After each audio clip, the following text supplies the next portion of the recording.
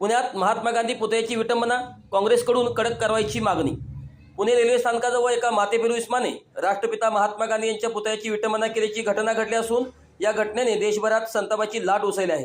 याबाबत इंचलगंजी शहर block committee, Congress committee, उपविभागीय अधिकारी इंचलगंजी यांच्याकडे निवेदन सादर करून कडक कारवाईची मागणी केली आहे। काँग्रेसने दिलेल्या निवेदनात म्हटले आहे की जरी सदर इसम मानसिकदृष्ट्या अस्वस्थ असला तरी या घटनेमागे कोणाचे प्रोत्साहन आहे का हे तपासणे आवश्यक आहे। महात्मा गांधींनी देशाला अहिंसात्मक मार्गाने स्वातंत्र्य मिळवून दिले, परंतु आजही काही समाजकंटक त्यांच्या विरुद्ध देशभावना बाळगून अशा विटंबनेचे प्रकार करत आहेत। याआधीही गांधीजींच्या फोटोवर गोळ्या झाडण्याचे प्रकार घडले आहेत। ही एक नियोजित प्रवृत्ती असल्याची शक्यता नाकारता येत नाही, असे मत ही निवेदनात व्यक्त करण्यात आले आहे।